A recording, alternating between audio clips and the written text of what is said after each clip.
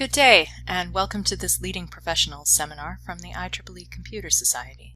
In today's program, Robert Seiner will explore ways to bridge the gap between Agile development practices and data governance, covering the Agile Manifesto, what non-invasive data governance really means, and how to apply non-invasive data governance to Agile efforts, balancing rapid process with quality and formalized data stewardship. Our presenter, Bob Seiner, is President and Principal of KIK Consulting and Educational Services, as well as publisher of the Data Administration newsletter. Based in Pittsburgh, Mr. Seiner specializes in non-invasive data governance, data stewardship, and metadata management. He has been recognized by the International Data Management Association with the Professional Award for Significant and Demonstrable Contributions to the Data and Information Management Industry. His latest book, Non-Invasive Data Governance, The Path of Least Resistance and Greatest Success, was published in September of this year. Now I am happy to turn things over to Bob. Please enjoy our program today. Thank you, Kate, for the wonderful introduction. I am glad that you've taken the time out of your busy schedule to attend the webinar today. The topic is bridging the gap between Agile development and data governance. For the last several years, I've been working pretty much focused on the area of data governance and working in organizations and helping them to put better data management solutions and better data management discipline into place. And what I'm finding is the majority, if not all, of the organizations that I've been working with are also doing Agile development. And it seems as though there is a gap between the intentions and the focus of these two groups. And so having focused on data governance for many years and focused on an area that I call non-invasive data governance, I would like to talk about how do we help to improve the Agile method by applying data governance to it, and how do we apply governance to Agile development efforts in a way that is going to be acceptable to both audiences. So again, I welcome you to this session today, and then look forward to sharing this information with you. Before I get started, what I'd like to do is just highlight a couple of things that are recent news on this side. One is the book that I have just published as of September 1st. It's called Non-Invasive Data Governance, The Path of Least Resistance and Greatest Success, available through Amazon.com. And also point out to you, if you are interested in more information about the non-invasive approach to data governance, please visit the KIK Consulting website. One more resource for you as well is that on the third Thursday of every month, I do a webinar series that's called Real World Data Governance. It is at 2 o'clock Eastern Time, and I would welcome you to come and join me in those webinars as well. I address this subject as well as many subjects related to the topic of data governance. So please join us for that. The abstract for this webinar is as follows. The concepts of Agile software development and data governance are being applied in many organizations with differing levels of success. I think if you're listening to this webinar and you have an interest either in Agile development or data governance, you're recognizing that in your organization. As I mentioned earlier, the majority of the organizations that I work with have huge efforts underway to integrate their data, to build data warehouses, to do master data management solutions or implement ERP packages. And oftentimes the methodology that they're following is the Agile methodology of delivering things quickly, of doing it in incremental chunks, and getting the users involved in that way to put their efforts together. The practices often tend to be at odds with each other. While one group in the organization is focusing on the improvements of the management of data and managing data as an asset in the organization, the other part of the organization is developing these applications that are not necessarily taking a look at the requirements that are necessary for data in the organization. So the truth is the practice of data governance, when it's applied in a non-invasive way, can work in tandem with an Agile development methodology and an Agile approach, at least to a certain degree. And that's what I'm going to talk about with you today in this webinar. The topics that we're going to address today is, number one, understanding the Agile Manifesto. And I want to let you know up front that I'm not necessarily an Agile expert. I focus more on the area of data governance. But what I have done is I've run into the Agile method being used for large data applications in organizations. And I found that there's a need to bring these audiences together. So I'm going to talk about understanding the Agile Manifesto and share some information with you on that, and then talk to you briefly about understanding non-invasive data governance. And then we're going to talk about how do we apply governance to Agile efforts, and how do we attempt to do data governance in an Agile manner where we're not, as a lot of folks in the Agile world think that data folks are looking for tremendous amounts of documentation. We're going to talk about, well, what might be some of the types of documentation that we do need to collect and to improve the Agile methods. First thing I want to share with you is a couple definitions that I use often. One is a definition for data governance, and another is a definition for data stewardship. Data governance, first of all, there's a lot of definitions to data governance that are being used in the industry. This is the one that I've used for many years. The truth is that when people look at this definition, oftentimes they cringe. They think the definition is worded too strongly. I talk about data governance in terms of it being the execution and enforcement of authority over the management of data and data-related resources. The truth is, a lot of the efforts that I see, the Agile efforts that I see in organizations, they are not necessarily focusing on the data aspect of the delivery of their solutions. When we talk about the execution and enforcement of authority, we want to make certain that the data is right. And so whatever we need to do to apply that to the Agile efforts is something that we want to focus on. We want to do things quickly, we want to do things in a high quality manner, but at the same time, we want to make certain that we don't end up costing our organization more money by having the data aspect of it, the stuff that flows through the pipeline of the development effort. We don't want that to be incorrect or invalid or not capable of helping us to make better decisions in our organizations. Another term I use a lot is data stewardship. It's one that you've probably heard fairly often. I talk about data stewardship as being the formalization of accountability over the management of data and data-related resources.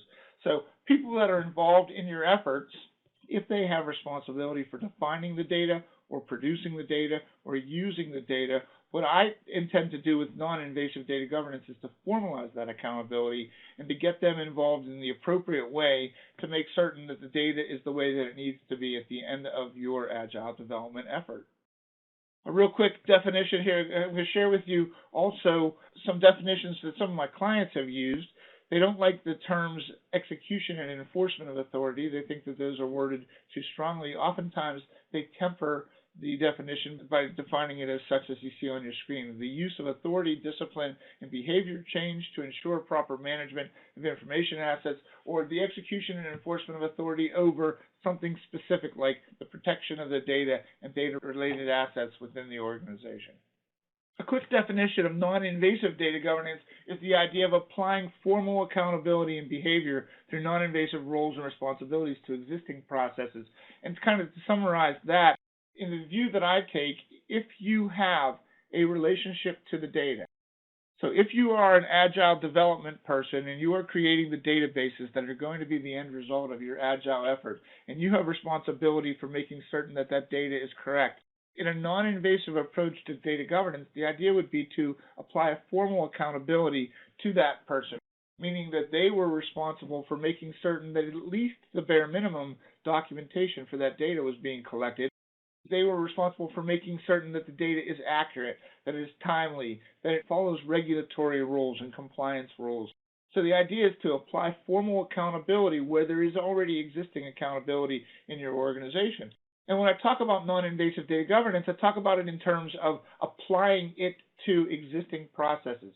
So if you have your processes set up for your sprints in your Agile delivery efforts, the idea is that we would make certain that we would apply governance within the sprint to make certain that at least the most important documentation was being considered and make certain that at least the most important data requirements were being considered in that effort. So again, we don't want to stand up like a brick wall in front of an Agile effort. What we want to do is we want to apply governance to that effort in such a way that it's acceptable to the Agile delivery folks. Again, the goal of non-invasive data governance is to be transparent, supportive, and collaborative, and not to interfere with your delivery efforts.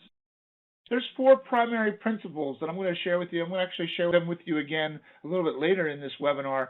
But if you can get your management to agree that data and information is an important enterprise asset for your organization, and if you can get them to understand that clearly defined accountability is necessary, In most organizations, the management will tell you that they consider data to be a very valuable asset to the organization. They will also tell you that they feel as though individuals that have a relationship to the data need to be held clearly accountable, and we need to clearly define what that accountability is. They're going to tell you that we need to follow the internal and external rules. Just because we are doing a software development effort and we need to do it quickly, that doesn't mean that we can bypass the rules that have been set up by our organization or set up outside of our organization. Regulatory, compliance, risk management rules, those need to be followed. So the people that have responsibility for data in the Agile efforts need to make certain that the rules are being followed, whether those rules are coming from inside the organization or outside the organization. And the idea of data governance and the principles associated with data governance will tell you that we want to be consistent in our approach. So we don't want to apply unnecessary rigor to an Agile effort. What we want to do is apply the appropriate amount of rigor to the Agile effort. We want things to be delivered quickly. We want things to be delivered in a high-quality manner. But at the same time, we also want to make certain that the data is right at the end of those efforts. And so if these are the four primary principles of data governance, I also want to share with you, through some research that I've done and some working with some individuals that have focused on Agile delivery efforts, these are 5 main principles that I see as coming out of the Agile Manifesto for Agile delivery. One is to get the appropriate people involved and get those people to interact. Speed and effectiveness is a big chunk of the Agile delivery methodology. Software and working products, requirements and collaboration, response and involvement, those are all the things that I have seen to be kind of the 5 primary principles associated with the Agile Manifesto. And if we go back a second and we take a look at the data governance principles, I think there's a way for us to coexist. And in fact, at the end of this webinar, what I'd like to do is I'll provide my contact information. And if you're working in an environment that is an Agile delivery environment, and you also have folks in your organization that are doing data governance, I'm trying to bring together a group of people to focus on trying to bring these 2 methodologies and these 2 disciplines together. So what we're going to do is we're going to focus on the 2 different sets of principles, one for data governance and one for the Agile Manifesto. So again, please let me know if you're interested in participating in that activity. The definition of a waterfall approach to development is as such. It's typically a linear or sequential approach to software development where each stage is assigned to a different team with greater project control and deadline control. And oftentimes, the analysis and the prioritization of business requirements becomes the very first thing that is done in a typical waterfall initiative. Designing the business requirements and translating them into a technology solution become a big step. The processes are defined, they're laid out, the code is built and implemented, it evolves into testing the solutions, and it goes through what a lot of individuals think is a pretty rigorous and lengthy initiative.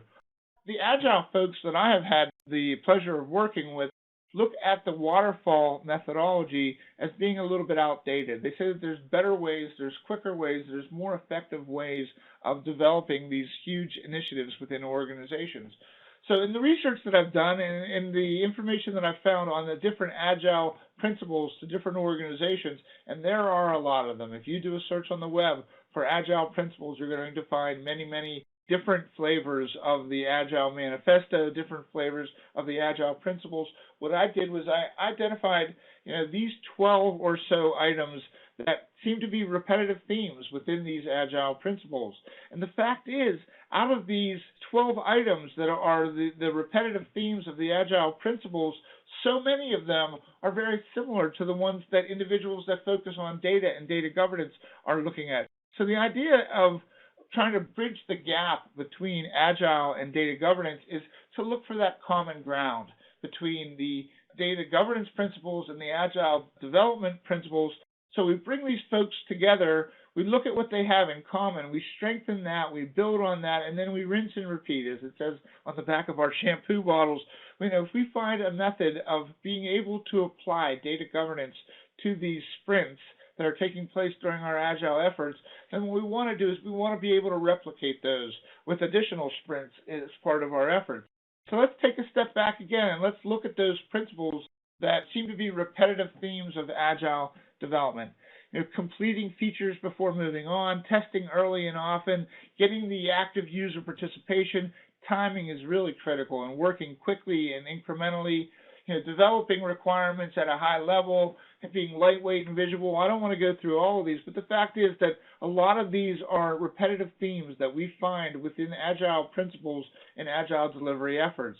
And the fact is that out of these 12 repetitive themes, a lot of them are things that the data governance people have no problem with. And if you look at those, so completing features before moving on, testing early and often, even down to the bottom of maximizing the amount of work, and that simplicity is essential, and that we want to pay attention to good design, data governance people have no problems with these things. In fact, they'll tell you that each and every one of these things are really important to any data integration effort within your organization. So the fact is that, again, out of these 12 items, there may be 3 of these items that we want to spend a couple minutes here today talking about and see if we can find ways to bridge the gap between data governance and Agile development efforts. We applied data governance to Agile by focusing on active user participation, by identifying a minimal set, at least, of requirements that are necessary from a data perspective in order for these efforts to move forward. And as the requirements evolve, which is something that takes place often in many efforts, not only Agile efforts, but you've got a fixed time scale, it becomes very difficult to make certain that we're getting the right people involved at the right time and making certain that the data is going to be the way that it needs to be.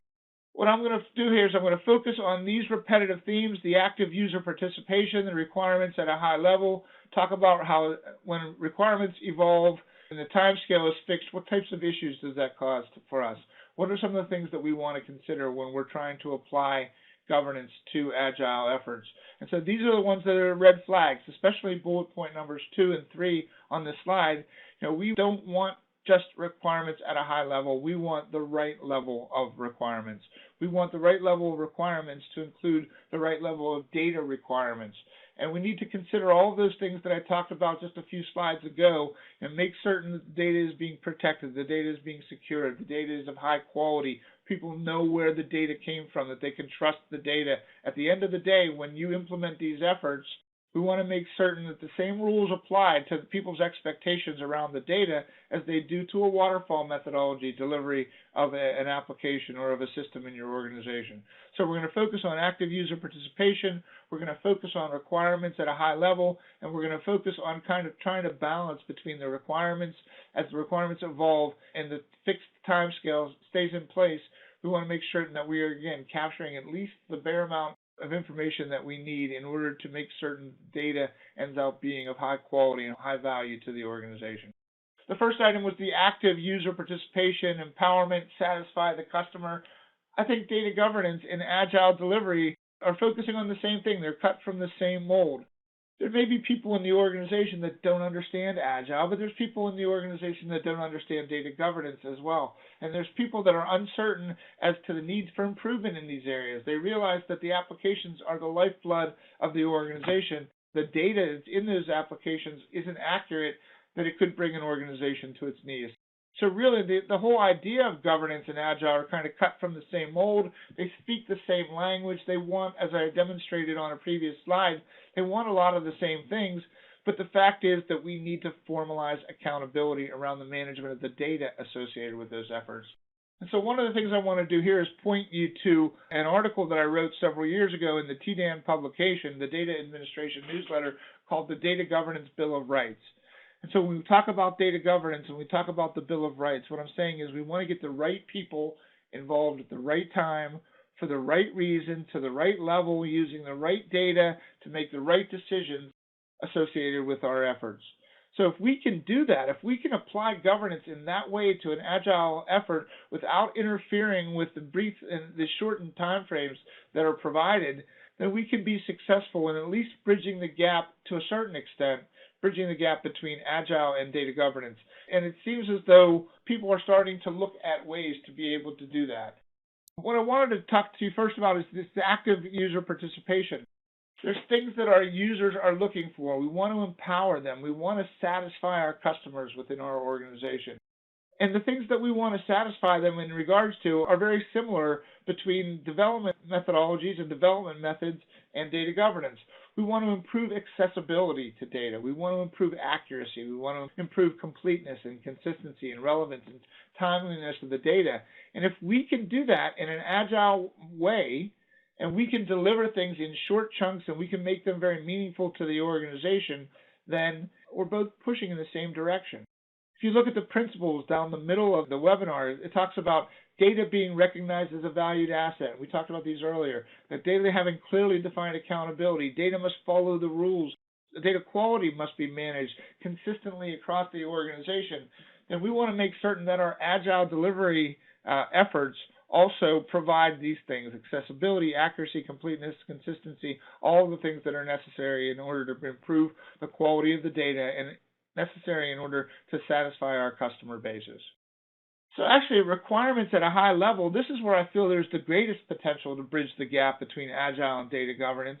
Data governance practitioners pride themselves on the amount of information that they collect about the data. A lot of organizations do conceptual data modeling and logical data modeling and physical data modeling and create these glossaries and these data dictionaries. All of that information is very well intended. And if there's a value of those things to the organization, then I would suggest that you would want to continue to do those things. The folks in an agile effort say, well, we're going to look at our requirements as we go, and as requirements evolve, then we're going to adjust the effort, and we're going to, again, make certain that the application does what it needs to do. The focus really needs to be on the data and on the application. So I gave a presentation at a recent event talking about data governance and metadata as being a two-way street. And the fact is that if you're going to put governance in place in your organization, metadata is going to be a byproduct of putting that governance program into place.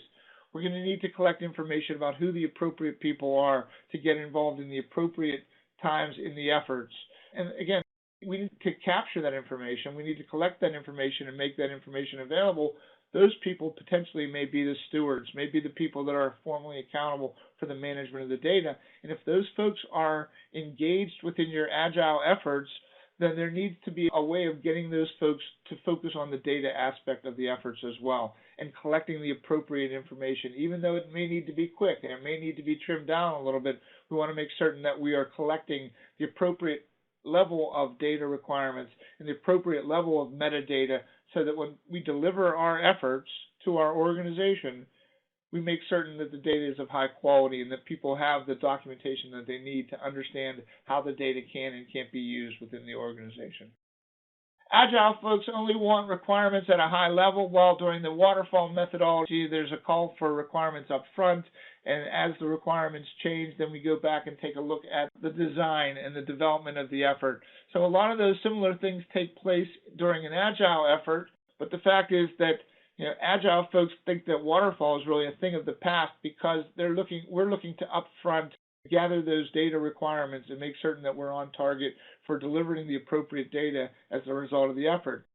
If the requirements change throughout the effort, then there's a very strong potential that the data is going to change as well that's associated with the effort. So we want to make certain that we're documenting what those changes are, we're documenting the reasons why we're making those changes, and ultimately we're documenting the data at least to a level that's going to be required by our user base for the application that we're developing.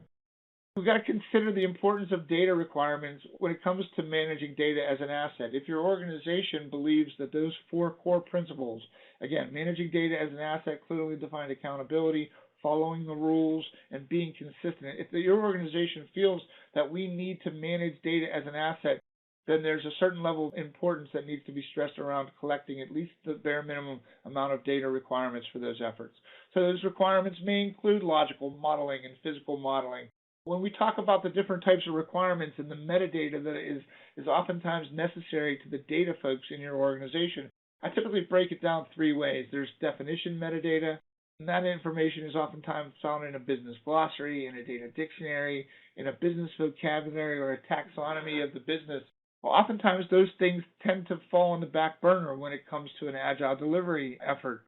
But when we talk about making certain that the data is well documented, many organizations also focus on the need for a business glossary, on a need to make certain that Data is defined in such a way in the organization that when senior management asks a question of that data, they get the appropriate answer, they get a similar answer, they get the same answer depending on who they ask. Oftentimes they get different answers because people go to different resources for data and pull back different data, and their understanding of the data is different. We need to, in most organizations, improve the understanding of data across the organization and what the different flavors of the same type of data might mean. And oftentimes we do that through building out business glossaries and data dictionaries and building out our vocabulary and our taxonomy. Then there's also production metadata and production requirements. We need to be very clear as to where the data came from, how the data is mapped, what transformations took place when the data moved from the legacy application into the new application. These are one of the things that I find organizations are looking for the most in order to trust and value the data in the new applications. They want to know where that data came from. Well, we need to identify what is the appropriate amount of information that we need to collect around the production requirements for the data. And then the same thing holds true for the usage requirements. And there are business rules, and there are protection and security and classification and rules like Sarbanes-Oxley and the Federal Data Quality Act and things like that that are being emphasized that need to be followed by organizations. Certainly in a lot of organizations, they're protecting the data. They're securing the data to make certain that the wrong data doesn't get into the wrong people's hands. And so we need to make certain that the requirements associated with the usage of the data are well documented. And oftentimes, in order to collect all of this document and all of these requirements, it tends to slow down efforts. It tends to not allow the sprints to continue in as timely a manner as may have taken place in the past.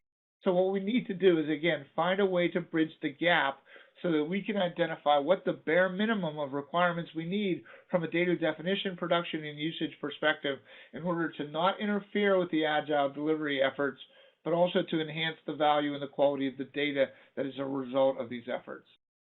So there's a progression of questions that I suggest. Can we really do data requirement, or can we do without data requirements and still have good data? The fact is that in a lot of situations we really can't. We really need to know who's going to be the users of these data, where this data is going to come from. We need to document it, but the fact is we may not need to document it to the extent that has always been documented in the past. If we can demonstrate that there's value to the documentation that we're collecting and that there's going to be a user of that documentation at some point moving forward, then it becomes very important to have those data requirements defined, and it will certainly help you to move towards having better data. So are requirements the same things as documentation? Well, that's really up to you to decide.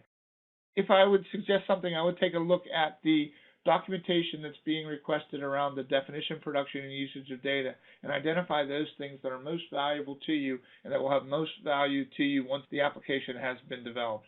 And it typically requires resources to make certain that we collect the appropriate amount of documentation. And if we can do that without interfering with the Agile delivery efforts, then there's more of a chance of us bridging the gap and bringing together Agile delivery and data governance. The last thing around requirements at a high level is somebody in the organization has to have the responsibility for collecting these. So we need to be very clear as to who's accountable for making certain that at least the essential amount of documentation is being collected and is being used as part of the Agile delivery efforts. So whose responsibility is it to collect the requirements and document? Well, first thing we need to do is find out what's essential and who typically produces that information and who typically uses that information. Those are the folks that you want to get involved in making certain that the appropriate level of documentation is being collected and that it's being delivered to those people that can make the best use out of it upon completion of your delivery efforts. Requirements at a high level, we need to limit our data demand for requirements. We need to provide tools to the Agile folks so that we can help them to effectively capture the essential requirements. And again, that's the key word there, is what's essential. We need to focus on those things that are essential. Provide resources that are focused on helping to improve the relationship between data and Agile. I'll just give you as one example. An organization that I'm presently working with is an insurance company. And what we've done is we've taken the business analysts and the product analysts and we've educated them more on understanding what may potentially be a data issue within that organization. So rather than standing up in front of the Agile meetings and stopping things or grinding things to a halt when there's a data issue, these folks' responsibility were to document those issues, to bring those issues back to be considered and to be discussed by a combination of data and Agile folks as we were attempting to bridge the gap between those two disciplines when it comes to data and product development. So we want to incrementally build governance into Agile. We don't want to do it all at once. These are certainly ways to bridge the gap. In your organization, you may want to consider at least identifying project stewards or Agile project stewards who have responsibility for data, who are educated on things that they should be looking for in order to apply the appropriate level of data governance to your Agile delivery efforts. The last thing I want to talk to you about is requirements evolving and there being a fixed time scale. This is one of the biggest challenges in bridging the gap. We know that we need to work quickly. We know that requirements are going to change, but from both perspectives, it seems as though this causes us to shoot at a moving target. Oftentimes, even though I understand that rework is a part of the Agile delivery methodology, we want to make certain that we're not asking for too much in too short of a period of time. And that's one of the things that, again, that I find from Agile delivery efforts is that it seems as though time is the most important thing. Quality and value, if you can do it in the time period that we've allocated, that's fine. I say that's problematic in a lot of organizations. We need to focus on making certain that we are doing the right things when it comes to the data, when it comes to the delivery of our Agile efforts.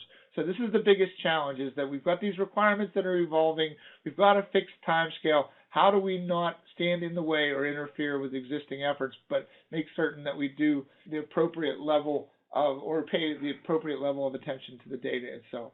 So requirements evolve means a gradual process in which requirements, including our data requirements, change. And oftentimes when they change into a different and oftentimes more complex need for the organization than was originally defined.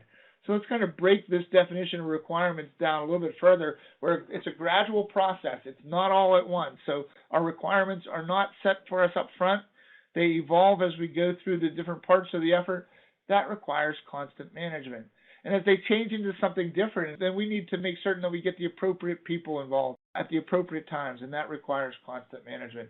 And by stating that they're usually more complex or they involve more people in the organization, and again, getting the appropriate people involved at the appropriate time to make certain that the data is the way that it needs to be, that requires constant management as well. So typically in a work effort, in the typical project management, there are three traditional variables of planning for a development effort, and those are time, resources, and expectations. And in the world that I've existed in most organizations, they'll tell you that you can supply two of those, but you can't supply all three of those. You can supply the period of time that you have and the resources that are going to be involved in the initiative, and if you provide those two, then we can tell you what the expectations are. If you provide time and expectations, then we'll tell you what the resources are that are necessary in order to meet those expectations within that period of time. And if you provide the number of resources and what the expectations are for the project, we can tell you the time that's going to take in order to deliver the appropriate application and the appropriate data. The fact is, with Agile delivery efforts, it seems as though they want to define all three. They want to give you the time, they want to give you the resources, and they want to give you the expectations. And they say, here, go do this, and make certain that we keep within our time and within our budget. That becomes problematic in a lot of ways within organizations, that you may want to consider, if you're going to give me two of these, I can then plan out and tell you what the third is going to be, rather than trying to enforce the need for all three of these at the same time. So the approaches to bridging the gap, we need to sell Agile to data people. One of the things we need to do is we need to show them the list of synergies and the things that are similar between these two disciplines in our organization. So we need to lay those out for them, show them to folks. We need to negotiate the levels of the requirements that are necessary. We need for leadership to make the decision through the understanding of the relationship between Agile and data governance. And oftentimes the software is to the data the same way that pipes are to water. Agile is important. We've got to be quick. We've got to deliver high-quality products to our organization. Software is the engine, according to the Agile folks. We've got to get them to convince that data is maybe the keys to that engine, or the gasoline to that engine to keep it running.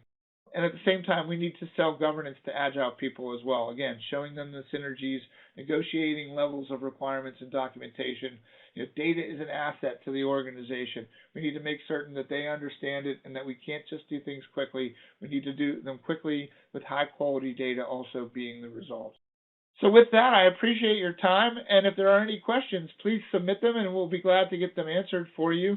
But again, thank you for your time. I'm very curious as to your thoughts about, can the gap be bridged between data governance and Agile? And if you have any thoughts on this subject, please share them with us. Thank you very much.